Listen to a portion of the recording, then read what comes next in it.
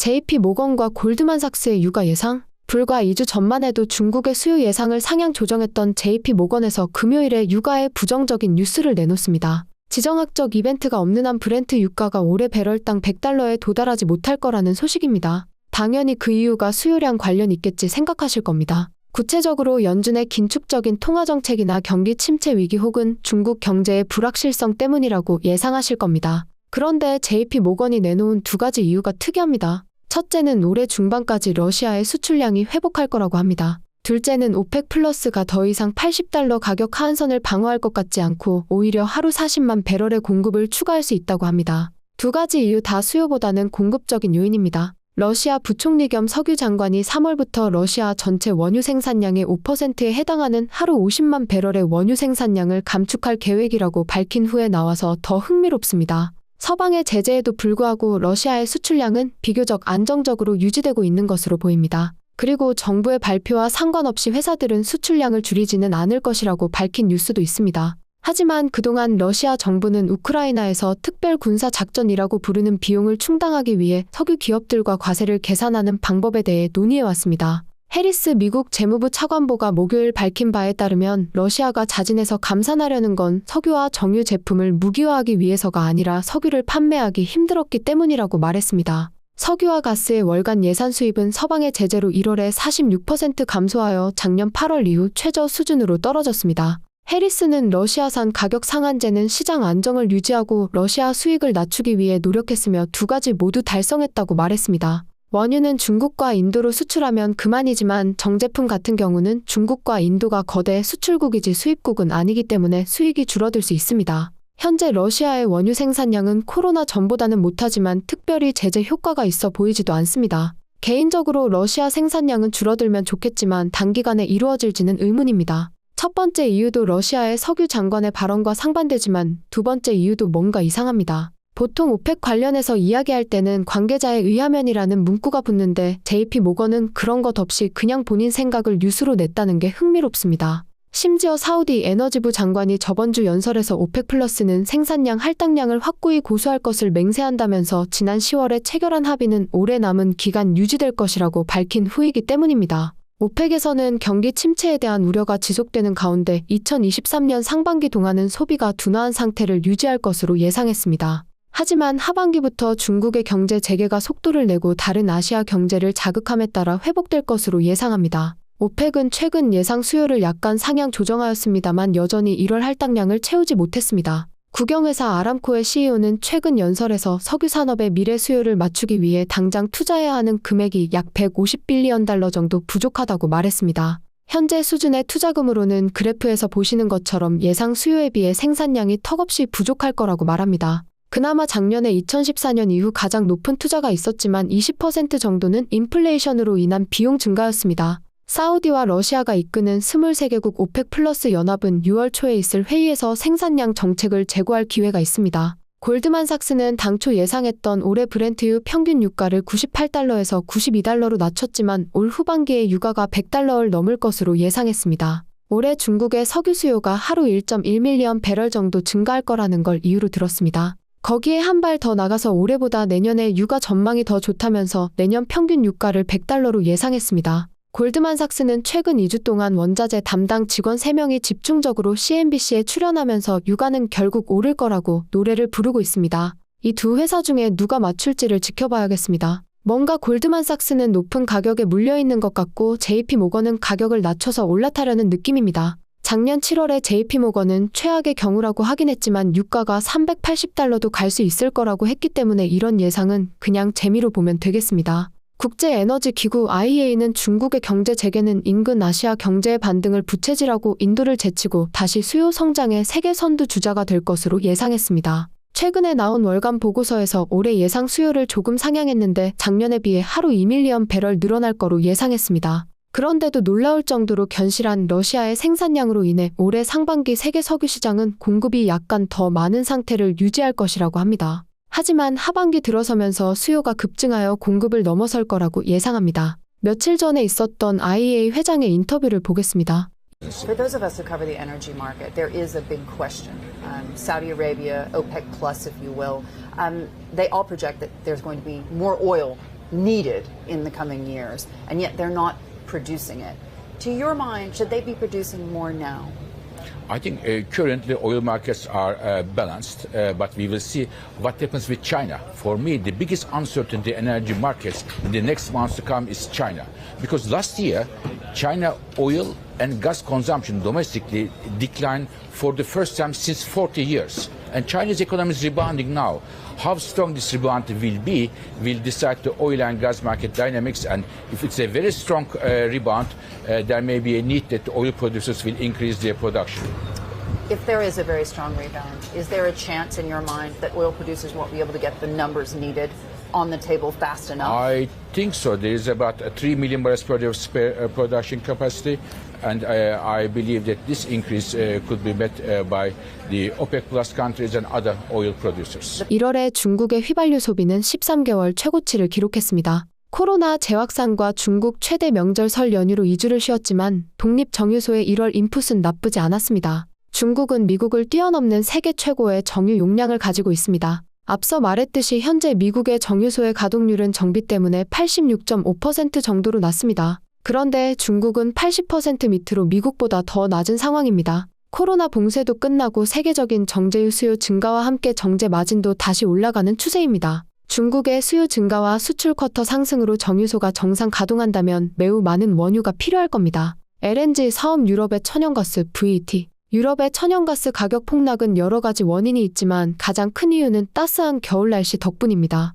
유럽뿐 아니라 미국 역시 따뜻한 날씨로 인해 수요가 많이 줄었습니다. HDD는 히팅 디그리 데이즈의 약자인데 최근 20년간 기온을 보면 천연가스 소비 측면에서 올 2월이 뒤에서 두 번째로 최악의 겨울입니다. 천연가스는 LNG 시설 문제로 수출에 제약이 있는 상황에서 북미의 생산량이 역대급을 찍다 보니 재고가 심각합니다. 하지만 유럽의 에너지 문제는 우크라이나 전쟁 장기화로 인해 이번 겨울 한 시즌 만에 해결될 일이 아닙니다. 현재 유럽 천연가스 가격이 폭락했다고는 하지만 여전히 미국 가격의 7배 이상 높습니다. 거기에 글로벌 LNG 수입량의 연간 변화 추이를 보시면 코로나 사태 이후 2021년에 가장 많이 늘었던 나라가 중국입니다. 하지만 작년은 1위부터 6위까지가 유럽입니다. 반면 중국은 코로나 봉쇄로 인해서 재작년과 정반대로 감소율 1위입니다. 이 표를 보시면 작년에 유럽이 중국 봉쇄로 얼마나 이득을 받는지 잘 알 수 있습니다. 코로나 봉쇄가 끝난 중국의 수요 증가율은 다시 1위를 할 가능성이 크고 유럽은 다시 저장고를 채워 넣기 위해 경쟁을 해야 합니다.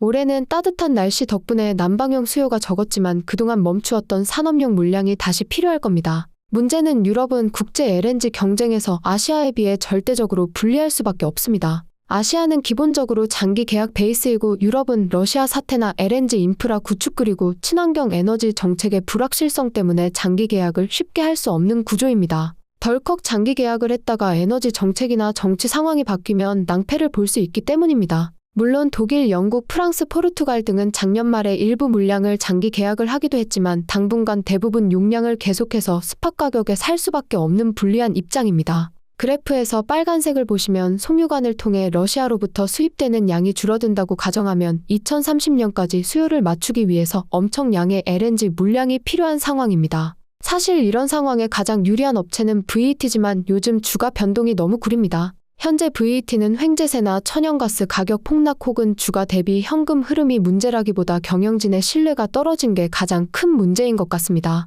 과거부터 VT 주가의 바탕은 자산 분산으로 안전성을 유지하면서 높은 배당금을 지급하는 것이었습니다. 하지만 현재 경영진들은 배당 인상보다는 자산 인수에 열을 올리는 분위기입니다. 몬트니 베이스의 천연가스 회사인 CEI 주식을 거의 매주 찔끔찔끔 사고 있으니 주주들이 속 터지는 게 당연할 것 같습니다. 이번 주에도 어김없이 찔끔 사서 지분을 14.7%로 올렸습니다. LNG 캐나다 사업의 주체인 쉘은 최근 발표에서 2020년대 말이면 세계 LNG 공급이 아주 부족할 거라고 내다봤습니다. IEA 예상보다 좋은데 미국만 보면 2028년까지 LNG 수출 수요가 급등할 거라고 예상했습니다. 터미널 확대로 북미의 LNG 수출 용량이 2024년 이후로 늘어나는 추세라 예상대로 흘러간다면 장기적인 관점에서는 미국 천연가스 시장도 돌파구를 찾을 수 있어 보입니다. 캐나다 경우는 2025년 LNG 캐나다 사업을 앞두고 있지만 그전까지 수출하기 위해서는 3,000마일을 여행해야 가능한 상황입니다. 키스톤 파이프로 가로질러 가는 원유보다 더 멀리 돌아서 가는데 하루빨리 LNG 캐나다 사업이 시작했으면 좋겠습니다.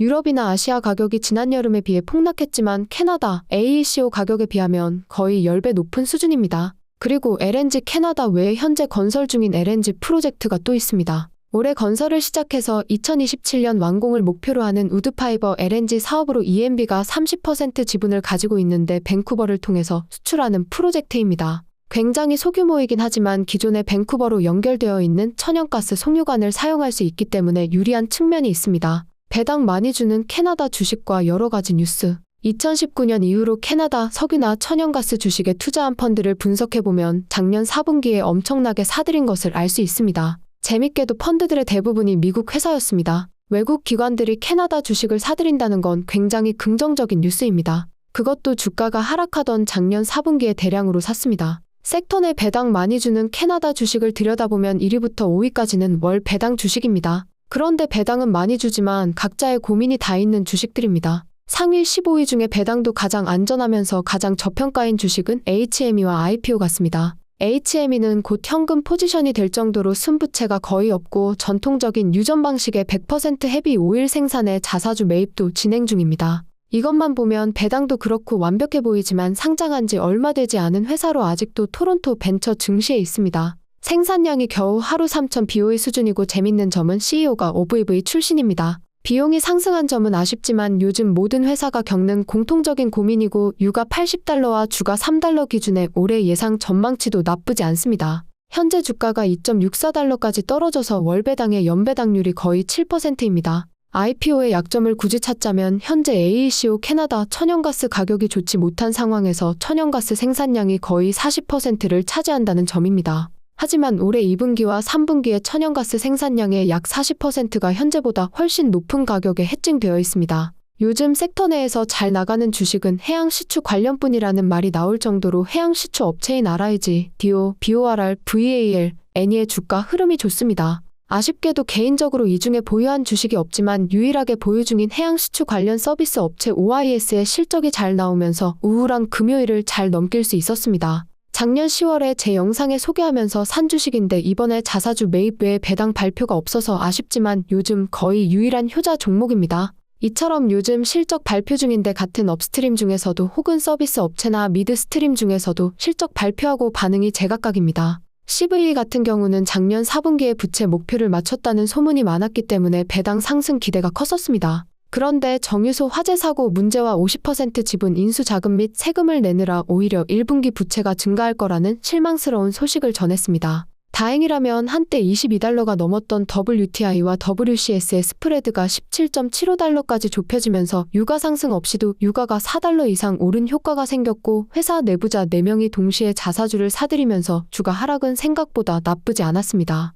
그동안 SU보다는 CVE가 더 저평가로 보였기 때문에 둘 중에는 CVE를 소개하는 편이었습니다. 하지만 요즘 SU를 보고 있으면 둘 사이에 장단점이 있는 것 같아서 뭐가 더 낫다고 보기 힘들어 보입니다. 16일에 나온 내셔널뱅크의 자료를 보면 캐나다에서 활동하는 대형 회사와 오일샌드 회사를 놓고 보면 둘 사이의 EV 대비 현금 흐름은 크게 차이 나지 않습니다. 오일샌드 주력의 종합회사인 이 두 회사와 OVV는 성격이 전혀 다르기 때문에 단순 비교는 힘듭니다. 같은 날 데자딘에서 나온 올해와 내년의 FCF 수익률표를 보시면 비슷합니다. 사실 FCF 수익률은 부채나 카펙스 규모에 따라 달라질 수 있기 때문에 좋은 지표는 아니고 재미로 보시는 게 좋습니다. 같은 날에 나온 TD뱅크의 자료를 보면 리퀴즈 회사 중에 VAT, CPG, PDC, OVV 등이 EV 대비 현금 흐름이 좋아 보입니다. 캐나다 주식 BTE도 2월 23일부터 미국 뉴욕 증시에 재상장되기 때문에 해외 투자자들의 접근이 쉬워 보입니다. BTE는 현재 발행된 주식 수가 많아서 자사주 매입을 열심히 진행 중입니다.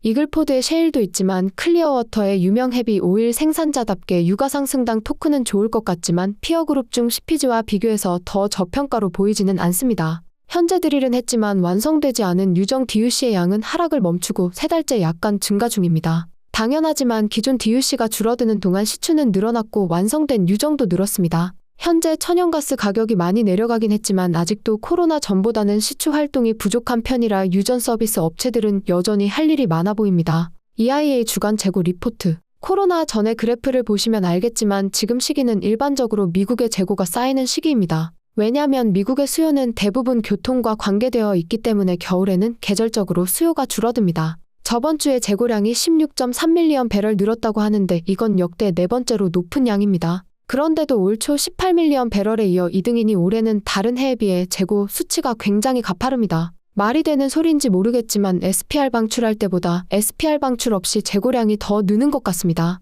현재 미국 정유소 가동률이 사고나 예정된 정비 스케줄로 인해 굉장히 낮습니다. 표에서 보시는 것처럼 SU와 CV의 미국 정유소 한 곳은 작년부터 사고로 멈췄다가 2분기 정도에 재가동할 예정이고 그 외 다른 회사들도 상반기에 정비 스케줄이 빼곡합니다. 그런데 이해할 수 없는 부분이 작년 같은 기간보다 수요가 적다는 부분입니다. 심지어 작년 이맘때는 미국도 아직 코로나 시절이었습니다. 학교도 영상 수업할 때고 대부분 회사가 재택 근무하던 시절이었습니다. 작년 대비 자동차의 이동이나 항공기 역시 당연히 늘었습니다. 심지어 예상보다 강하게 반등 중인 장거리 항공편에 대처하기 위해 그동안 연료 많이 먹는다고 창고에 주차되어 있던 전보 여객기를 재가동하는 추세입니다. 그런데 작년 같은 기간보다 수요가 적다는 EIA의 수치는 믿기 힘듭니다. 저번 주 수치가 생산량 플러스 수입량이 정유소 인풋 플러스 수출량 플러스 재고 조정량이 맞아야 하는데 오차가 하루 약 2밀리언 배럴 날 정도로 조잡했습니다. 이뿐만 아니라 주 정부 자료는 작년 12월에 백켄 유전의 생산량이 줄었다고 나오고 업체들도 폭풍으로 인해 생산량이 줄었다고 하는데 EIA가 발표한 생산량은 오차가 꽤 크게 많습니다.